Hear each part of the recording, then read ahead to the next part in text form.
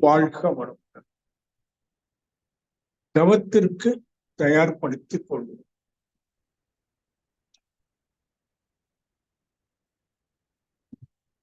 அப்படிதான் ஆரம்பிச்சேன். 6:30 எங்கேயோ போயிடுச்சு. வாழ்க வளமுடன்.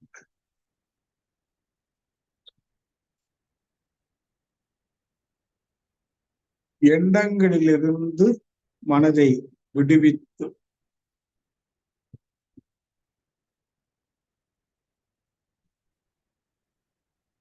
ஆழ்ந்த அமைதியில் நிலை பெற்று பெற்றோர்களை வணங்கி நல்லாசி பெற்று ஆசான் அருள் தந்தவர்களை வணங்கி நல்லாசி பெற்று அமைதி. அமைதிங்கிற போது அந்த உள் உணர்வோடு இருக்கு. எங்க உள் உணர்வு, அந்த உள் உணர்வோடு இருந்து நீங்க இருக்கிற வீடு முழுவதும் அப்படியே போயிட்டு வாங்க. மானசீகம்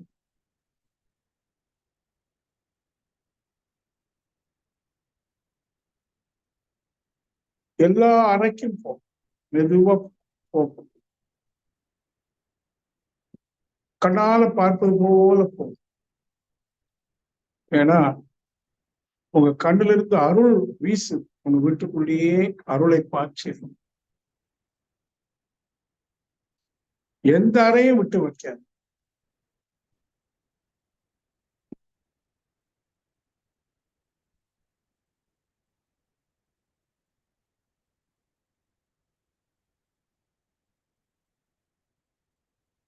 அருள் பார்வையோடு வீடு முழுவதும் உலாவி வந்துட்டோம். வீட்டுக்கு வெளியிலையும் வீட்டை சுத்தி அருள் பார்வையோடு ஒரு 3 முறை வீட்டை சுத்தணும். வீட்டுக்குள்ளேயோ வெளியிலையோ எந்த தீய சக்தி இருந்தாலும் வெளியில போகட்டும்.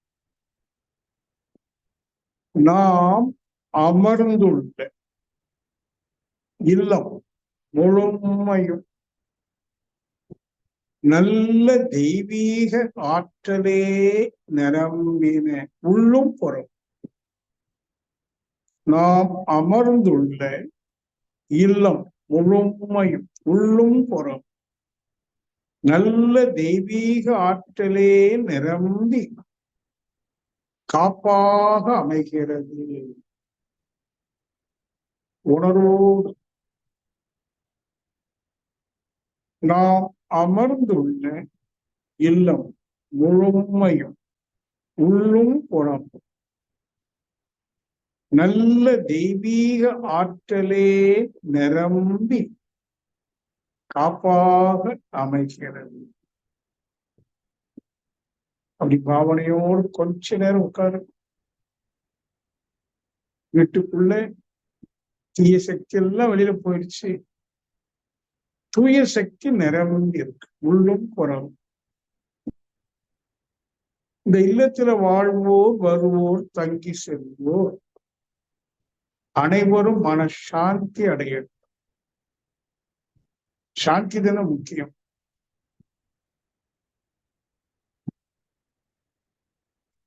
சரி, இப்போ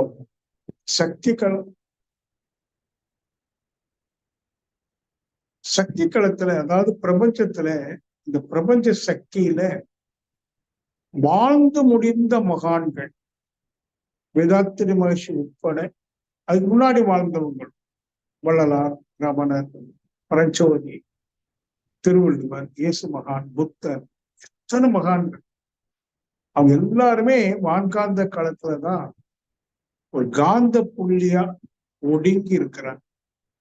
அது ஒரு பெரிய பிளஸ் பாயிண்ட் பிரபஞ்ச சக்தியில. மேலும் இந்த பிரபஞ்ச சக்தின்னு சொல்லும் போது பஞ்சபூதங்களிலிருந்து வரக்கூடிய காந்த அலை, நவ கிரகங்களிலிருந்து வரக்கூடிய காந்த அலை, அனைத்து நட்சத்திரங்களிலிருந்து வரக்கூடிய காந்த அலை, மகா ஆகாஷ் வீண் துகள்களிலிருந்து வரக்கூடிய காந்த அலை, இதெல்லாம் கலெக்டிவா ஒட்டு மொத்தமா சேர்ந்து அது ஒரே வார்த்தையில அருள் பேர் ஆற்றல் என்று மகிழ்ச்சி வச்சார். அருள் பேராற்றல் தான் என்ன? அனைத்து தோற்றங்களிலிருந்தும் மறைபொருளாகிய விண்ணெனும் ஆகாசத்தில் இருந்தும் வரக்கூடிய அலைகளெல்லாம் தொகுப்பாகி நம்ம உடலை சூழ்ந்து இருக்கு, இந்த பூமியை சூழ்ந்து இருக்கு. இது அருள் பேராற்றல். அதை நல்லா புரிந்து கொள்ளும். புரிஞ்சுட்டு அப்படியே மனசை விரிக்க பாருங்க. பஞ்சபூதங்களை பாருங்க, பூமியை பாருங்க, மலைப்பகுதி, காடு, வயல்வெளி, தென்னந்தோப்பு, வாழைத்தோப்பு, அங்கே தாமரை குளங்கள், நிலம், அப்படியே நிலத்தை பாருங்க. நீங்க பார்த்தாலே தொடர்பு கிடைச்சிடும். மானசீகமா பாருங்க. அப்படியே கடலை பாருங்க, பறந்து விரிந்து ஆழ்ந்து இருக்கிற கடல். பூமிக்குள்ள இருக்கிற நெருப்பு அப்படியே வெளியில வருது, எரிமலை, அக்னி ஆறு. பூமி சுத்திலும் காற்று மண்டலம், ஆகாச மண்டலம். பஞ்சபூதங்களையும் பூமியில பார்க்கிறோம். அப்படியே நவக்கோள்களை பாருங்க. சூரிய குடும்பம் மையத்துல சூரியன் ஆரஞ்சு நிறம் சுத்திக்கிட்டே இருக்கு. சுத்திலும் பச்சை நிறம் புதன் முதல் வட்டப்பாதையில், இரண்டாவது வட்டப்பாதையில வெந்நீர சுக்கிரன், மூன்றாவது வட்டப்பாதையில பூமியும் சந்திரனும் சுத்துது. சூரியன் அப்படியே தன்னைத்தானே சுத்திட்டு சூரியனை சுற்றுவார் பாருங்க. நாலாவது வட்டப்பாதையில கருசிகப்பு செவ்வாய், ஐந்தாவது வட்டப்பாதையில பொன்னிற குரு, ஆறாவது வட்டப்பாதையில கருசாம்பல் சனி, ராகு கேது நிழல் பாதைகள் இடமாக சுழன்று வருகிறது. இதுதான் சூரிய குடும்பம், நவக்கோள்கள் பாருங்க. பஞ்சபூதங்களிலிருந்து பஞ்சபூதங்களை பார்க்கிற போது அங்கிருந்து வந்த அலையோடு இணைச்சிட்டோம். இப்ப நவக்கோள்கள் இருந்த அலைகள் வருது. அப்படியே பாருங்க, எல்லா இடத்துலையும் பாருங்க, கோடான கோடி நட்சத்திரங்கள் அந்த இருண்ட வானத்துல, அங்கிருந்து அலை வந்துகிட்டே இருக்கு. அந்த இருள் வானத்துல விண் கூட்டங்கள், அதுல சுழற்சினால அலை வந்துட்டு இருக்கு. எல்லாம் காந்த அலை. எல்லா அலையும் பஞ்சபூத அலைகள், நவகிரக அலைகள், நட்சத்திரங்களின் அலைகள், விண்தூளில் வரக்கூடிய அலைகள் எல்லாம் தொகுப்பாகி தூய சக்தி அருள் பேராற்றல். அருள் பேராற்றல் உடலிலும் உயிரிலும். எதெல்லாம் உடலுக்குள்ள போகுது? மகான்களுடைய தவாற்றல், கருத்து கருவூலங்கள், ஒட்டுமொத்த அலைகள், காந்த அலை, கலெக்டிவ் பியூர் எனர்ஜி. உடலிலும் உயிரிலும் அலை அலையாக பாய்ந்து நிரம்பிக்கொண்டே இருக்கிறது. நல்ல பாவனையோட புரிந்து சங்கல்பிக்கிறோம். அருள் பேராற்றல் நினைக்கும் போதே உங்க அகப்பார்வையில பஞ்சபூதங்கள் தெரியணும், சூரிய குடும்பம் தெரியணும், நட்சத்திர கூட்டங்கள் தெரியணும், மகா ஆகாஷ் தெரியணும், வான்காந்தம் தெரியும். எல்லாம் within no second, fraction of second. அருள் பேராற்றல் உடலிலும் உயிரிலும் அலை அலையாக பாய்ந்து நிரம்பி நின்று உடலை தூய்மைப்படுத்தட்டும். நல் உடலாக தூய நல் உடலை அமைக்கட்டும். களங்கமான இருந்த ஆன்மாவை தூயப்படுத்தி தூய ஆன்மாவாக அமைக்கட்டும். எல்லாம் இறை செயல் தானே, நம்ம கையில என்ன இருக்கு?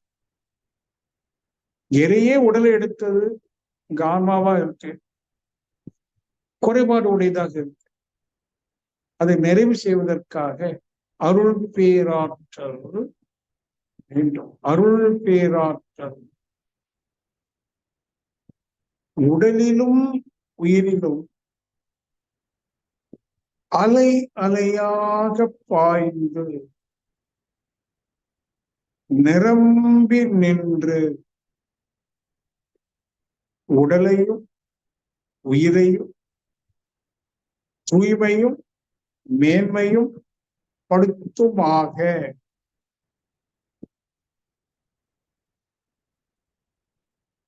நான் தூய நிலை அடைந்து விட்டேன் என்கிற உணர்வோடு சுயத்தை கவனிக்கப்போம். நான் தூய்மை அடைந்து விட்டேன் என்கிற உணர்வோடு நமது இருப்பை, சுயத்தை கவனித்து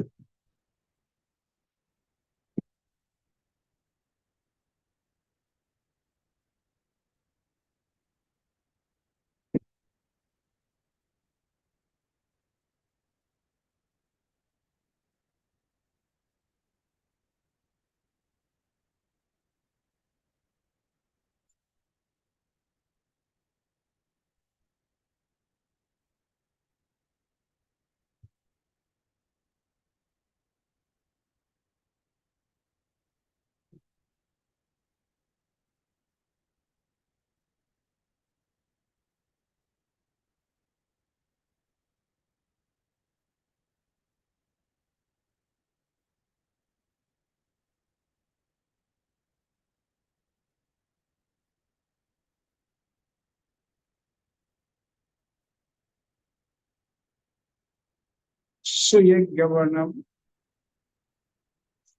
இந்த சுயம் தூய்மையான சுயம்,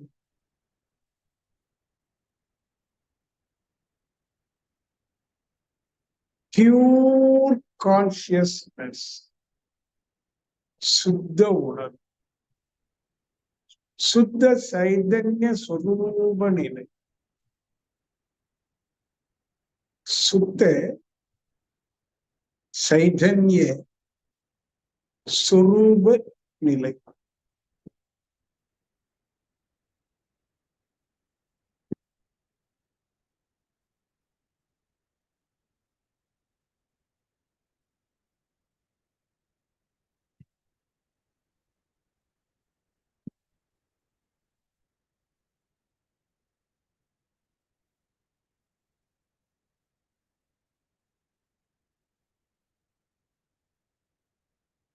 இதுதான் மாசிலா மணி.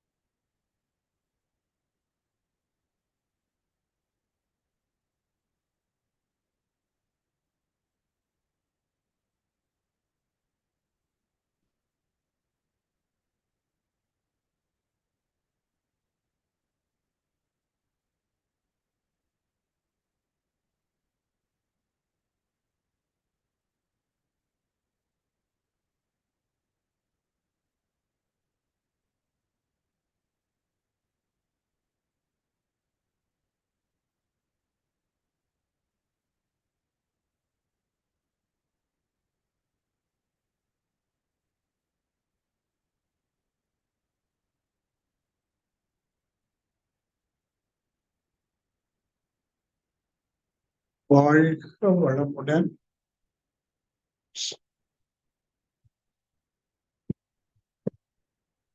வாழ்க வளமுடன்.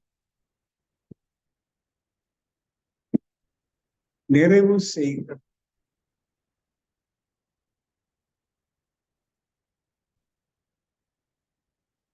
அடிக்கடி சுயத்தை கவனித்து பழகு. தன்னை கவனிப்பது, அந்த தானாக நானாக இருப்பது உண்மையில சுத்தம், சுத்த சைதன்யம். இந்த சுத்தத்தை உணர்ந்துட்டோம் அப்படின்னா, சைதன்யம் தான் என்ன? அழிவற்றது,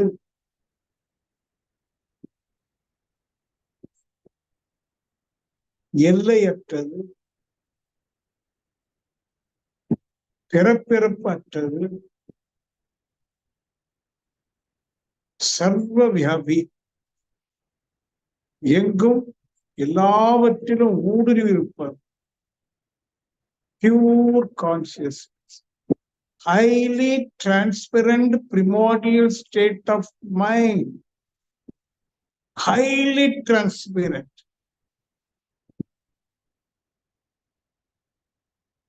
That is my reality.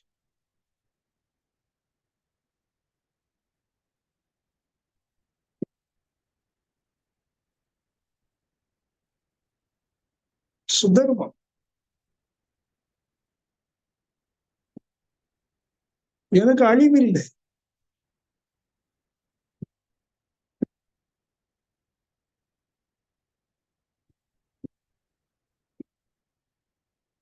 அது உணர்வு தட்டுதே. எல்லையற்ற பரம்பொருளை தானாகத்தான் காண்பது உணர்வு. எண்ணங்களில் இருந்து விடுபட்டு கவனமா இருக்கிறது தான் கடினமா இருக்கு. ஆகையினால்தான் சான்ஸ்கிரிட்ல என்ன சொன்னாங்க? ஜாக்கிரதா அவஸ்தைன்னா, நீ ஜாக்கிரதையா கவனமா இருப்பது பெரிய அவஸ்தை, முடியல. அப்ப இந்த அவஸ்தையை எவ்வாறு வெல்லுவது? அங்கதான் நம்முடைய தற்சோதனை. நான் முதல்ல அதை சொல்லிட்டேன். எதையும் நம்ம ஏற்றுக்கொள்ள தயாராக இல்லை. நிபந்தனை இல்லாம இருக்க முடியல. ஆசையை சீரமைக்க முடியல. நம்ம மனசுக்கு அதிகாரம் தேவைப்படுது, செல்வாக்கு தேவைப்படுது. இதெல்லாம் இருக்குமானால் மன அலையத்தான் செய்யும். கவனிக்காது. தற்சோதனையின் மூலமாக பேராசை வேண்டாம், ஆசை இருக்கட்டும். நிபந்தனையோடு கூடிய எதிர்பார்ப்பு வேண்டாம். எனக்கு உரிமையோ அதிகாரமே இல்லை, அது எல்லாமே இறைவனுக்கு மட்டுமே. எனக்கு எந்த உரிமையும் அதிகாரமும் எதிலும் இல்லை, யாரிடமும் இல்லை என்கிற புரிதல், அந்த ஞானம் வர ஆரம்பிக்குமானால், வரணும்னு கூட சொல்லல, வர ஆரம்பிக்குமானால் நிச்சயமா சுயத்தை கவனிக்க முடியும். அந்த செல்ஃப் வாட்ஃபுல்னஸ், சுயம், சாதாரண வார்த்தை இல்லை, அது சுத்தர்மம், அது எல்லையற்றது, சுத்த சைதன்ய நிலை, சுயம். அது ஒரு தடவை நீங்க உடஞ்சிட்டேன்னு வைங்களேன், நம்ம டைமென்ஷன்ஸே வேற. we can enter ஒரு dimensionless dimension. that is the beauty of dimension. அதுக்குள்ள போயிட்டோம் அப்படின்னா எப்பவுமே மகிழ்ச்சி தான், தெளிவுதான். கடமை தானா அன்போடு கூடிய கடமை உணர்வு வரும், செய்யணும். இல்ல அதுல வந்த ஒரு கருத்து வெளிப்படுதாங்க, அது வேதாத்திரி மகர்ஷி ஆன்மீக கிரம். அதை பற்றி எல்லாரும் கேட்டுக்கிடணும், வேண்டியதை நாம செய்யணும் சொல்லி ஏனிகோ நான் நிறைவு செய்யறேன். ஏதாவது கேட்கணுமான கேட்டுக்கொள்ளுங்க. வாழ்க வளமுடன்.